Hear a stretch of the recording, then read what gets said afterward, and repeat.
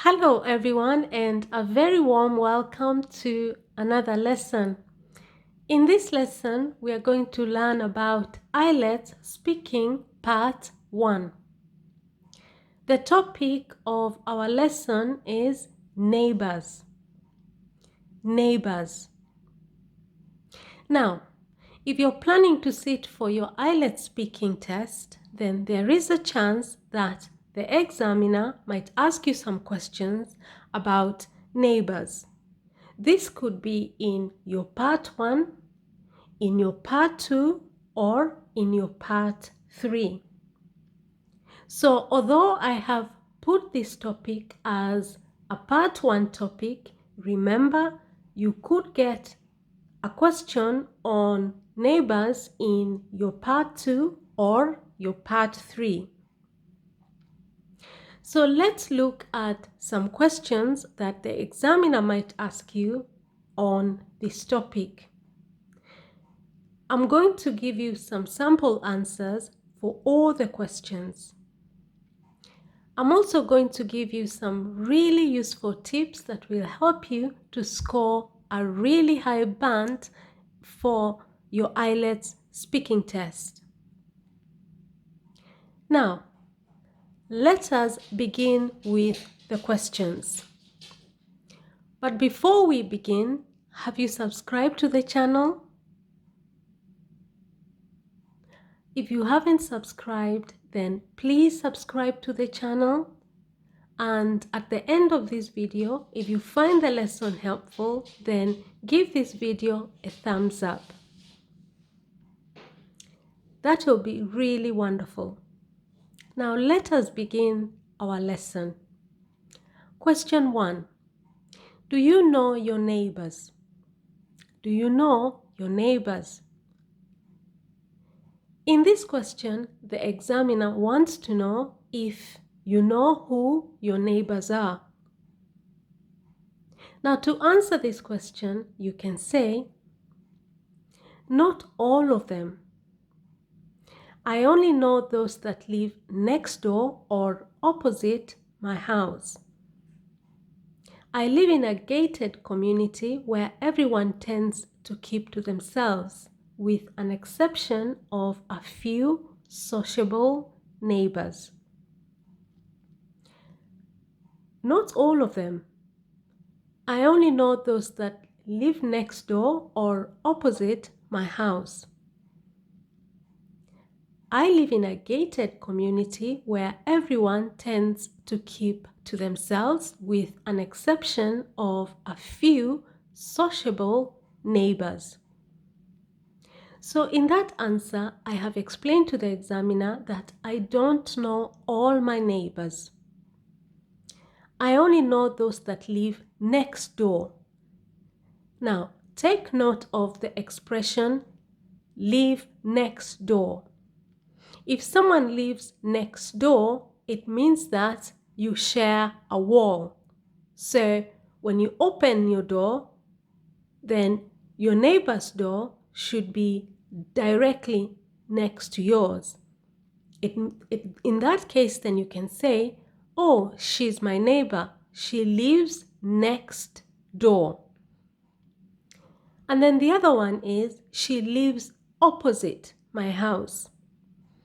Opposite is on the other side of the street, directly opposite your house.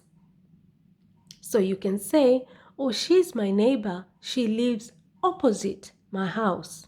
That's on the other side of the street.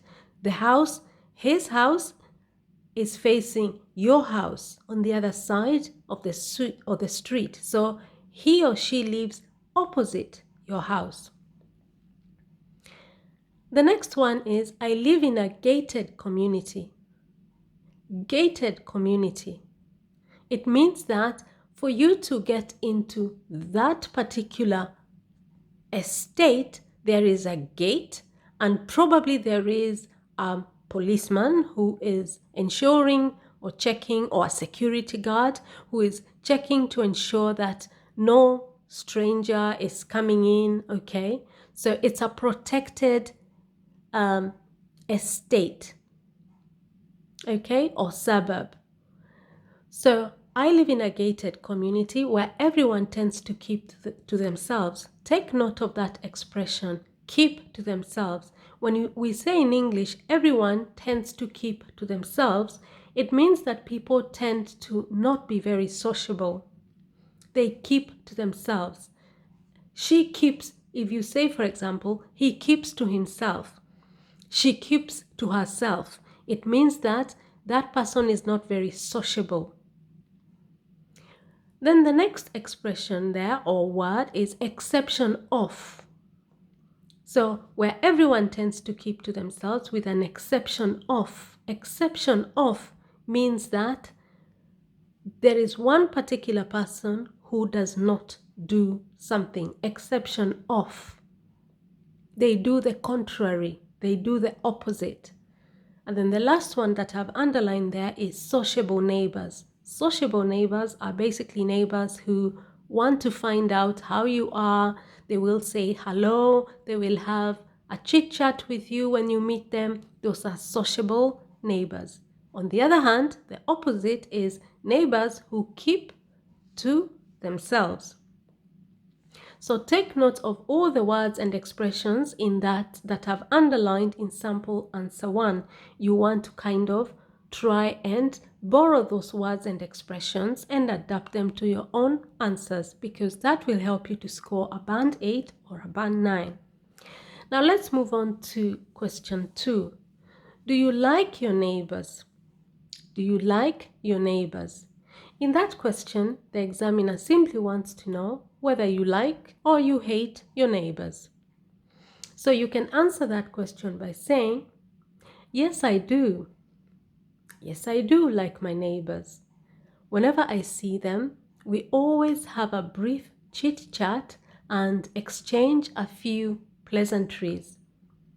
I do invite them on birthdays and on religious festivals such as Christmas to celebrate with us.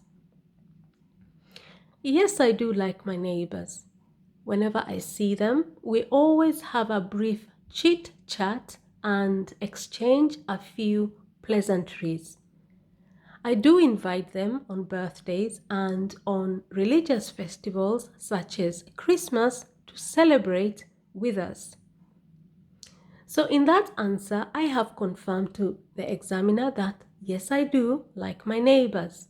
And whenever I see them, we always have a brief chit chat. Now, a chit chat is just a small talk, okay? And then the other one is we exchange a few pleasantries. Now, exchanging a few pleasantries is an expression that we use in English when it comes to chit-chatting with somebody. When you exchange a few pleasantries, it means that you have small talk.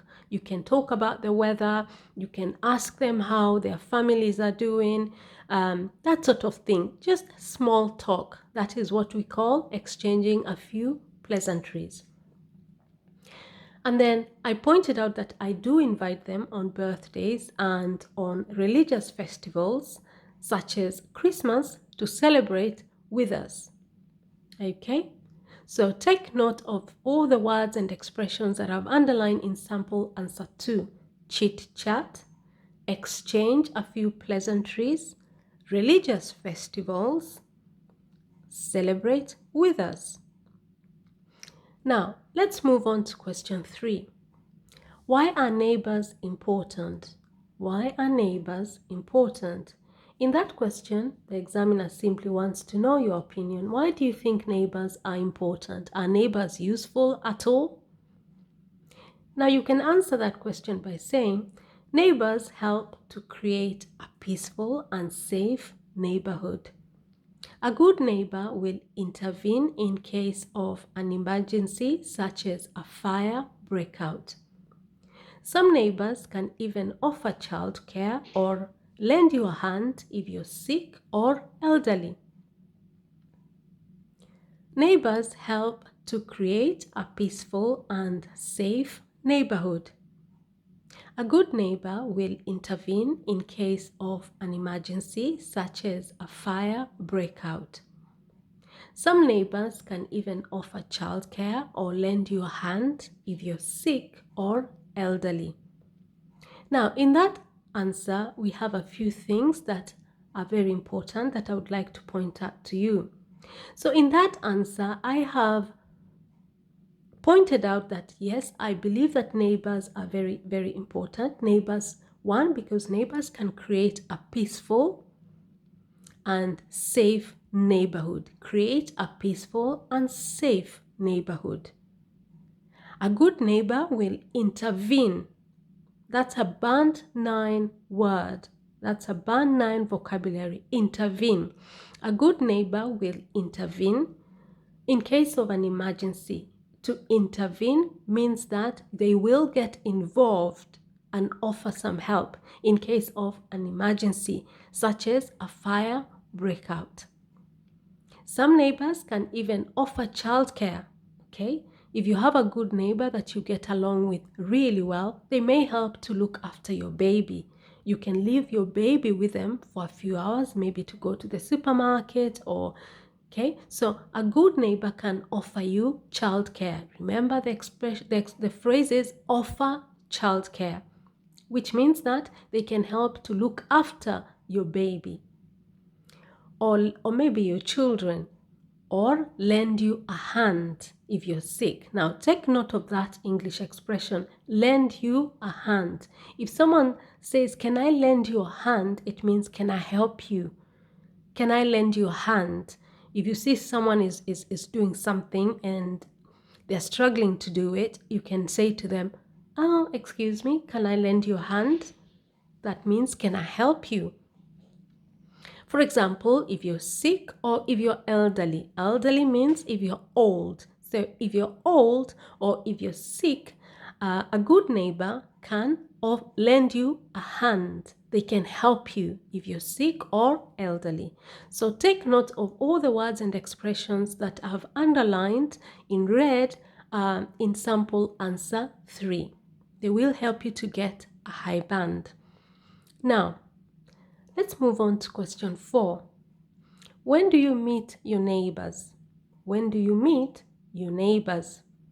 In that question, the examiner wants to know, when is it? At what time do you meet your neighbors? When? When does it happen? Now, you can answer this question by saying, I see my neighbors once a day or so, when I'm going to work in the morning or in the evening when I return back home. Sometimes we meet in the supermarket or we run into each other at the city center. I see my neighbors once a day or so when I'm going to work in the morning or in the evening when I return back home. Sometimes we meet in the supermarket or we run into each other at the city center.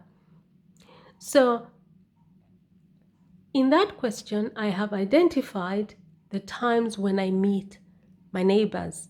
I see my neighbors once a day or so. Take note of that expression, once a day or so. Once a day or so, it means that, well, sometimes you see them, sometimes you don't within a day, okay? I see them once a day or so. So maybe once a day, maybe once in 2 days. That's why we're talking about once a day or so. So I see my neighbors once a day or so when I'm going to work in the morning or in the evening when I return back home. And sometimes we meet in the supermarket or we run into each other at the city center. Take note of that expression because that is also a band 9 expression. We run into each other. To run into each other, it means that you meet each other by accident. You had not planned it. You had not planned to meet them, but sometimes when you're in the city center, you see your neighbors. So you run into each other. Maybe they're there shopping. Maybe they're just hanging out in the mall, okay? So you see them and they see you. Oh, I ran into my neighbor at the city center. Okay, to run into each other means to meet each other by accident without planning to. Now, let's move on to question 5. What sort of neighbors do you have? What sort of neighbors do you have? In this question, the examiner wants you to describe the sort of neighbors that you have. So you have to use adjectives. You have to use words that describe people. Now, to answer this question, you can say, my neighbors are very kind, helpful, and always supportive. They are extremely peaceful too. My neighbors are very kind, helpful, and always supportive. They are extremely peaceful too. In that answer, I have identified a number of adjectives to describe my neighbors. Kind, helpful, supportive, and peaceful. Now, you could elaborate that answer by giving some examples. For example, you can say, my neighbors are very kind because every time I have a problem and I go to them, they always try and help me. For example, last week my car broke down and one of my neighbors helped me to fix the car. Okay, you can give an example. My neighbors are very helpful because every time when I ask one of them to look after my children as I rush to the supermarket or to the bank, they're always willing to do that. Okay, so you could give an example, such an example, okay? They're extremely peaceful because I have lived there for the last 20 years and I have never had anybody fighting or shouting to anybody else. Everyone is peaceful. So when it comes to sample answer 5, you could give some examples to illustrate each of those adjectives. Why are they kind? Why are they helpful? Why are they supportive? Why are they peaceful? Or you could just give one example. You could say, my neighbors are very kind, helpful, and supportive because every single time, for example, when last week my car broke down, I had a puncture, and one of the neighbors was very kind to help me to fix a new tire. Okay, something like that. Okay, so you could give an example just to justify each of those adjectives: kind, helpful, supportive, peaceful. Okay, now this brings me to the next section of our lesson, where I'm going to give you a number of tips to ensure that you get a very high band in your speaking test. Tip number 1, ensure that you understand the question clearly, okay? That will ensure that you do not go off topic. Tip number 2, for each of the questions, as you can see in my sample answers, provide 3 to 4 points, okay? And then just join your points together using linking words. Linking words are very important. Use them correctly so that you can get a higher band. Now, I have used a number of linking words in my sample answers. I have used, for example, or, okay? I have used and several times. I have used such as, okay? So use a variety of linking words in your sample answers to join your ideas together. But remember, you need to use them correctly because you won't be penalized for not using linking words, but you will get penalized and lose marks if you use linking words incorrectly. This brings me to the next tip. When you're giving your answers, try and use a variety of sentence structures. Use simple, compound, and complex sentences. A simple sentence has one verb. A compound sentence has 2 verbs, meaning that you're joining ideas together using a linking word. And a complex sentence has 3 or more verbs. Okay? Now, the next point is ensure that you use the correct vocabulary and phrases for the topic that you're talking about. When it comes to the topic of neighbors, I have underlined for you what I think are very useful phrases that will help you and words that will help you to get a good band. For example, live next door or opposite my house.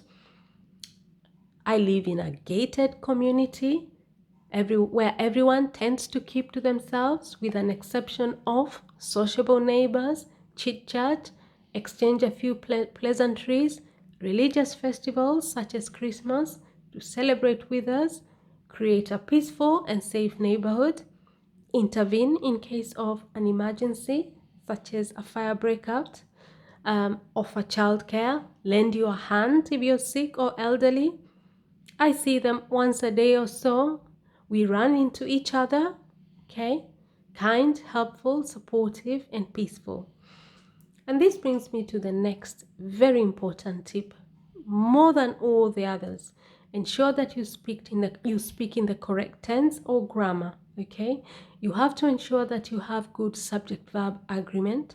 You have to make sure that you use your prepositions correctly. Ensure that you use plural and singular correctly, okay? Those are very, very important. And how do you know what tense to use during your speaking test? It depends on the question. If the question is in the present tense, most of the times the answer should be in the present tense, okay?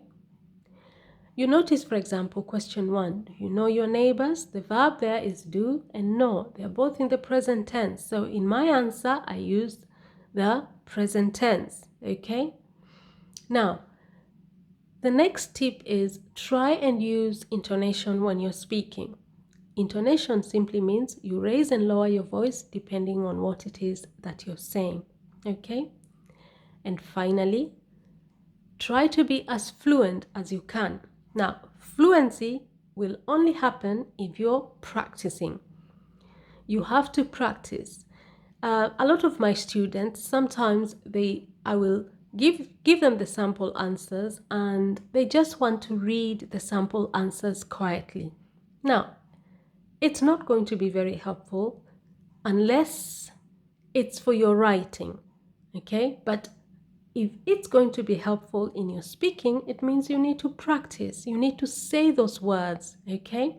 You need to say those words because fluency means that your tongue becomes loose when you're speaking English so that you do not hesitate so much. Remember, you're not marked on your accent. You're marked on your fluency. Fluency means that you speak in the correct tempo, that is pace and speed, and that the examiner is able to understand what you're saying.